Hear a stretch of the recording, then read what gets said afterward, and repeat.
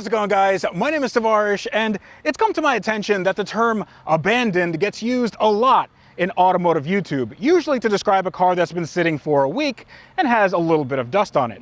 But when it comes to something like this 2009 Audi R8 I just bought, it was actually abandoned for a very long time, and here's the important bit, it was repaired and modified by a complete idiot. And no, I'm not talking about me. Now, I am no stranger to exotic, neglected car rebuilds, but this one is gonna be a little bit different. You see, at the end of this build, I'm giving this car away to one of you. So stay tuned to see us polish this turd and then give it away to someone that wants it.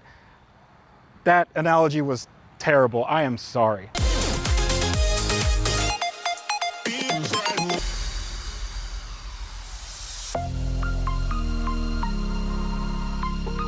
This is a 2009 Audi R8, and it's not just any 2009 Audi R8, it's terrible. It's really pretty objectively terrible, but it didn't start out that way. The Audi R8 was actually a really big deal. It was the first mid-engine sports car Audi had ever made, and it was packed with technology. It had a 4.2-liter V8 with a race car-derived dry sump, quattro all-wheel drive system, direct fuel injection, and a futuristic look good enough for Tony Stark. My car started its life as a pristine Mugello blue example, with owners as meticulous as you'd expect for a $125,000 sports car. And then it ended up at a dealership in South Florida, where unfortunately, good cars go to die. And that's where my friend Tyler comes in. Tyler Hoover of Hoovie's Garage bought this neglected tax write-off on Christmas of 2021 to surprise his wife. But the real surprise was that nothing on the car worked. And despite the best efforts of the car wizard and several local Audi specialists, the R8 was deemed a lost cause. So that's when I stepped in and traded Tyler a running car in my own fleet, because apparently I don't have enough project cars. What are you doing? You neglected my Audi here, this fine prize I sent to you. I neglected it. Yes. Oh, okay, so this is my neglect. That's, this is my... Well, okay, you've heard boy. of catch and release when it comes to fish. I reeled this in from Florida, and then I threw it back into the swamp where it came from. It's back where it belongs. So you originally bought this, and you didn't know how bad it was. I certainly didn't know how bad it was. Can you give us a little bit of a rundown of like how bad it was? You know, very trustworthy used car dealer in Florida told me that this car ran and drove, but it had some small issue. So I thought I think it was a little over $40,000 what I paid for it. It was going to be a great deal. It showed up not running, with no hope of running ever in its current form, at least with that engine. Yeah, that engine is pretty toast. I think that somebody had tried to swap in a normal 4.2 V8 from, say, S5. I don't know, a different block, and then swapping all the stuff on there. It's so far out of time that basically nothing to do without replacing the engine, which you have done once. I have. You have done that for somebody, an Audi got you an engine and things. So I thought, well, this is the perfect place. So you are the turd collector, still to this day, of my sloppy seconds. So. Thank you. Yes, Yeah. I am chief turd burglar. Now, this is an interesting one because not only did I trade a car that I'm quite fond of, the car was running and driving, which this one is not. I love the Vanquish. Thank you so much. So now, you're not a complete idiot because I did give you some money on top. So yes. let's qualify that he's not a total idiot. He's only a partially an idiot. Yeah, just a little bit. In general. Yeah. But yes, I've had a very mostly reliable experience with that Vanquish. And that's also surprising because I got the car with a little bit of reliability issues, right. But it's normal Aston stuff, but this is not normal Audi stuff. Now we have to do a transaction here because I just got this car in and it looks like this, and it's not that I don't trust you, but I want to make sure we do it right. So we're going to use today's sponsor, Caramel, which is an amazing service that will change your car buying forever. Caramel is a simple and safe checkout platform for buying or selling any private party car. Now, Caramel is not a car marketplace or car listing site. That means that buyers can find a car anywhere and sellers can sell their car anywhere. And that means you can use sites like Craigslist, Facebook Marketplace, Auto Trader, Bring a Trailer, Cars and Bids, Car Gurus, anything. So here's my favorite thing about Caramel. They take care of all the DMV paperwork for you, which saves you hours or sometimes even days at the DMV. So you just go through the process and then you get one of these in the mail. It's also a way to make sure your payment gets where it needs to go because payment is digital, secure, and traceable, so you never have to send cash or wires to a stranger. Caramel holds money in escrow until the car and title are delivered, so buyers know they'll get what they paid for, and sellers know they'll get paid fast. And everyone's verified, even the cars. With multiple layers of identity verification technology and biometrics, Caramel authenticates each buyer and seller. And there's no pressure and lots of options.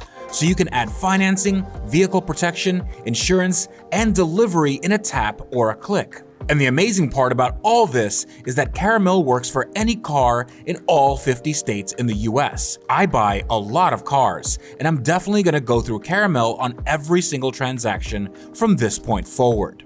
Now make sure to check out Caramel in the link in the video description. They are an amazing company and an amazing service. What isn't amazing though is this. Now, I am gonna have to go over everything, and I'm gonna bring Jack along because he knows a lot more about the body side than I do. But as far as I can tell, this needs everything.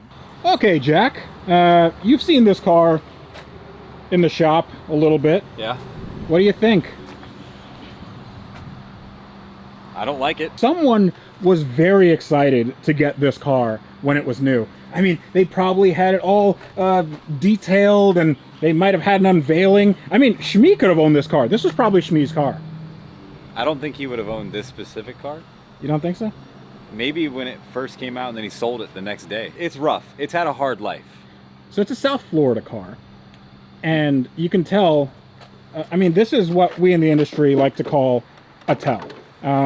These bolts right here that are rusted, and this going directly into the aluminum bodywork, that's a dead giveaway that this is a modified automobile. You want to open up this tailgate here? Is it gonna just open?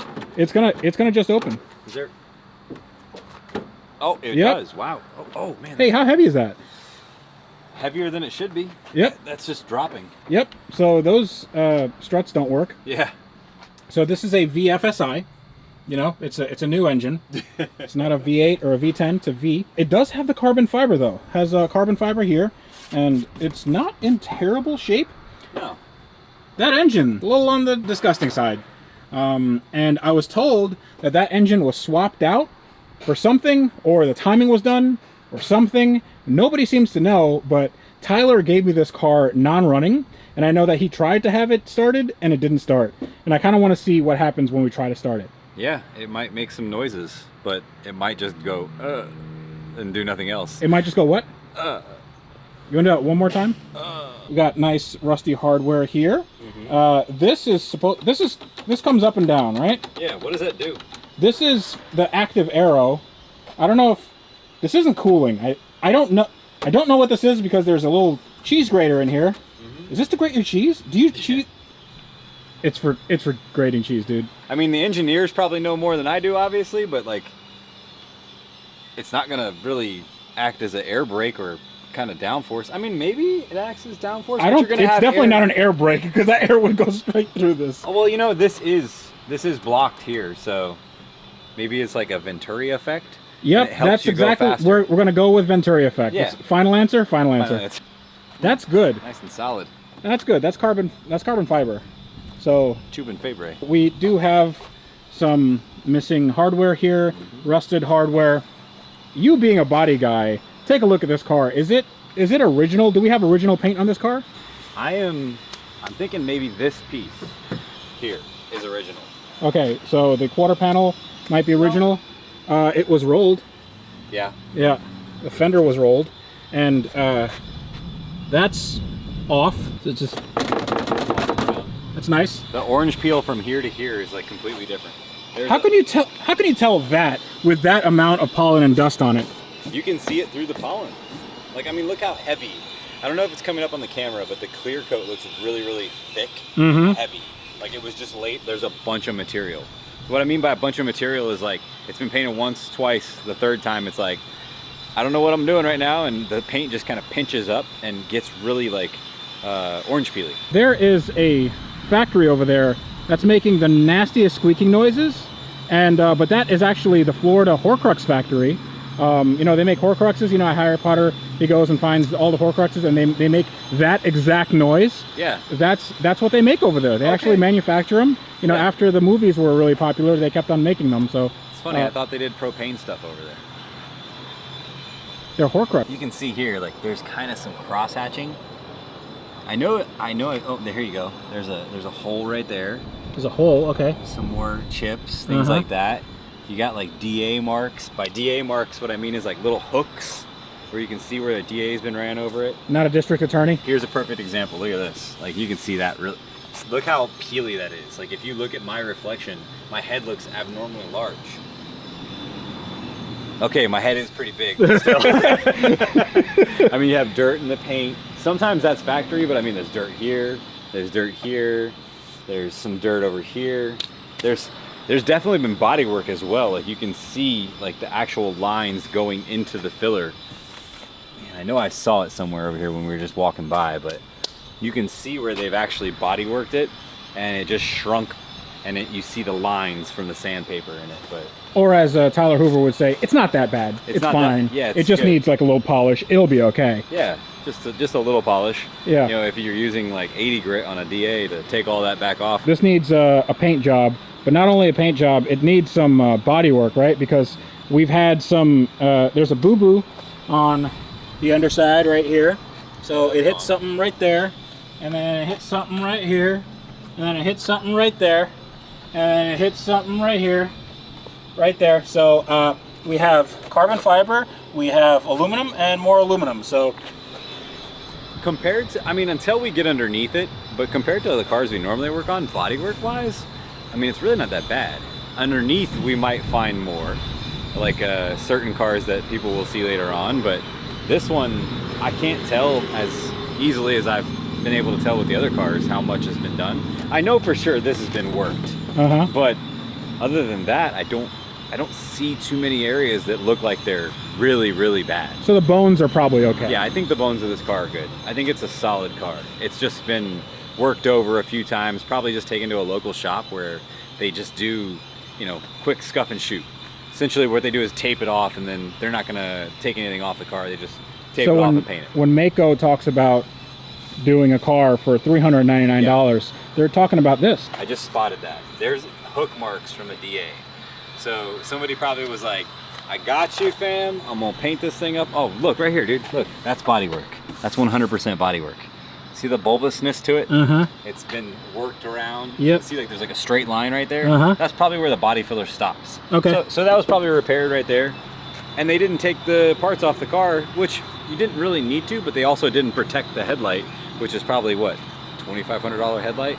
Probably. I used to work at a shop where they fixed a lot of Audis, and a car would get in a simple front end hit and they would total because the headlights cost too much money for the car, for the value of I the don't car. think that's going to be the case here. Yeah. But one thing that would total it is if we got this on the road and did anything with these tires. Look at that, my friend.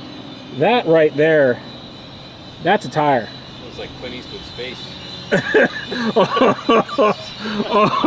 Oh boy. I love Clint Eastwood, but that... Hey, he's a old. Nice man. How dare you? He's an older gentleman now. He is an older gentleman. I'm sure we'll all look like that one day. Well, hopefully not like that tire. These tires are really, really, really, really bad. Let's go in the interior. I wanna show you what's in there. Come on, everyone. Let me show you around my Audi. It's an R8, and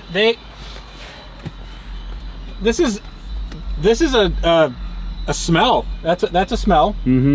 Now, one good thing about Audi is that they have really good fitment, and you know, things like this don't happen right there. These seats are they're the base model seats. It's a base model. Looks like it's from a Camry. It's not. It's not. It's actually a Camry. I think would wear a little bit better than this. So this has about 60,000 miles on it, and it looks like it has 260,000 miles because these seats look like they've been cleaned never. It's super, super hard leather. It's broken on this side. It's broken on this side too. It's all yellowed and nasty. So usually on Volkswagens and Audis of this era, they all smell like crayons, and this one smells a little bit like crayons, but also mold. Yeah, I get a hint of somebody left the window open, maybe. Yeah, a little bit of hantavirus in here. What's cool though is this has a carbon fiber accents in the interior, which were an option, and it has fared quite well. Has a 220 mile an hour speedometer. This car can't do 220 miles an hour. I mean, especially not now. How fast could they go when they were new? I think like 190 maybe. Okay. I mean, it would take a year to get there, but it's, you know, they weren't slow. They weren't the fastest things in the world, but they weren't slow. Here's the staple of any good car project, a missing shifter. So the shifters always go missing whenever you get them from a salvage lot or really anywhere that has a low reputation, because people just take them. This happens on auto shows as well. But this is probably the worst transmission Audi put out in the last 20 years. This is, I believe, the R8 transmission, and this was an automated manual. It had a 6-speed that was derived from the Lamborghini Gallardo, which was nice, but then they made it automated, which was not nice, and they like to eat clutches, and they're just really kind of garbage. So that's no good. The engine, 4.2 liter V8, doesn't work, so we're gonna... Actually, we don't know that it doesn't work, but I have it on good authority that it doesn't work. We should probably get a battery or something, because the battery's like, it's completely dead. Did you notice the dash too? Look at that. It's a... I did not notice it. Oh my goodness, dude. That's pretty bad. That's coming up quite a bit there. Holy moly, look at... Hold on. I'll probably pull that off. Do you think... Oh my goodness. Do you think that this is That's high quality. That really is. That's good. See, you gotta, you know, like in a house in Texas, if you take off the drywall, underneath is shiplap, and it's really nice, and it's like, it makes the house a little bit more of a home, and I think you have that here. If you just take all this off, you get to the good bits right here. That's the good plastic. That's the good. Those are the good bits. That you. Ready? Yep. That's not good. You want to take off some of it with me? It's actually quite satisfying. Can I? Yeah. All right, I'm doing it. Can I do it over the airbag? Is that safe? Listen, there's no battery. I mean, the battery's dead, so. Okay. Oh. I didn't even pull it. It just came out. Oh boy. Ooh. Those might be a little brittle. A little bit. Well, they're designed to come out, you know? That's a safety feature. Leave a comment and you might get this piece right here. I don't want to break this. Is this broken already? It's probably broken already, but let's... Let me I gotta keep going. Yeah, I think you do. It's like a Band-Aid. You start it. You gotta start, you know, just rip it off. And you gotta finish it. Honestly? Ooh, oh. Whoops, that bent. Dang it. Sorry. We have to be really careful, man. This was somebody's dream car. Poor guy. Or girl. I mean, hey, can't discriminate. Oh. Okay. There we go. There we go. Dude, this is better. Yes. You know what this looks like? It looks like forged carbon. It looks like dirty plastic, which is what it is. Yeah, that's not forged carbon. No, it's not. That looks terrible, but the good thing is it can be recovered now. We've done all of the work, so yeah, we'll get a discount. I happen to know that the way you open the trunk or the frunk to access the battery is right there. So please find, there's like a little loop in there. Oh, it's right there. Yeah, can you pull it? Oh my goodness. Yeah. Yeah, just pull it, Jack. Just pull it. That's not moving. Yep, you gotta pull it though. Ow. You just have to pull it. Oh my gosh, I think I'm gonna cut my finger off. Okay, so I'm gonna give you a hint. Yeah, there you go. That's why this is That's down why here. it's there. Ah. This is handy. There. Man. Uh-huh. That's easy. That's German. Holy crap. It's very German. Oh, look at my finger. Look at that. I tried. Oh, poor baby. Really hard. Yeah. All right, let's get the... Looks like a let's get a battery Mr. on there. Hanky. It does look like this. Woo! Fancy. Look at that. Well, the hood struts work. So, positive, negative. This car is going to start right up. First try. All right, inserting key now. I got nothing. You want to move things around? Yep. Okay, there we go, there we go. Sweet. Service due. Uh-oh. Gotta return it. We have it in something. And let's see if we can start it. Okay. Not enough juice. I mean, it's trying to do something. It's like it's turning over, but turning back over. Yeah. The opposite direction. Ooh. It sounds like it has some compression. It does. Yeah, something's happening. I don't know what, but something. Come on, baby. Definitely no spark.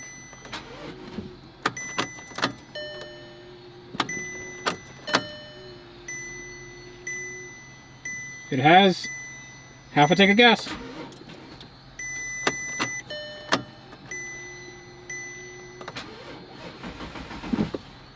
Okay, what I'm gonna do is, for all you pedal pushers out there, I'm gonna hold this with my left foot and then kind of modulate the throttle and then see if I can't get this intake manifold to come off.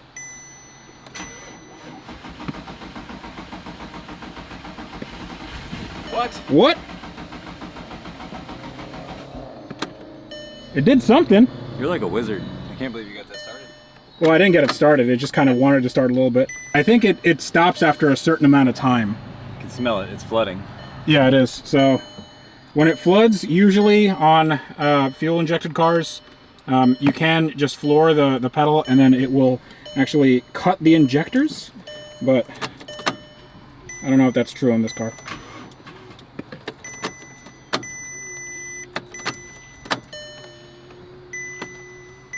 Now it's not letting me do it again. Vehicle may roll. Please engage gear. Okay.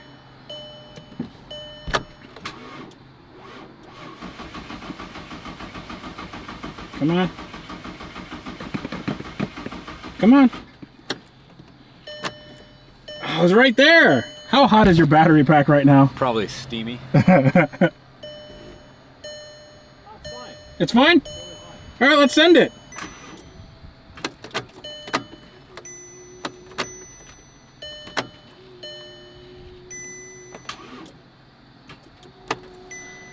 Now it's acting like it's dead. Gearbox malfunction, you can continue driving. The car's not even on. How can I get... Vehicle may roll. Please engage neutral. It's in neutral. That's neutral. Maybe it has to be in sport mode. Oh, I just lost all power. Wiggle it around. Wiggle it just a little bit. What? It's done. It's giving me the warning light on my box. Oh, it's... Did we kill the box? I think so. Oh, no. Oh. It's excited. Oh. Okay. Woo. Hey, you know, these are really bendy. Yeah. They're normally not that flexible. Okay. I think it's done. Okay, well, that's probably all she wrote. Well, that was not very satisfying, but it got me thinking. You see, even though that car is really, really broken, if we got it to 100% tip-top shape, it would still be a 4.2 liter V8. It would still be the bad transmission. And I want this car to be the best example of an Audi R8 you've ever seen. So I have an idea. I took an executive decision to make that base model Audi R8 into something a little more spicy.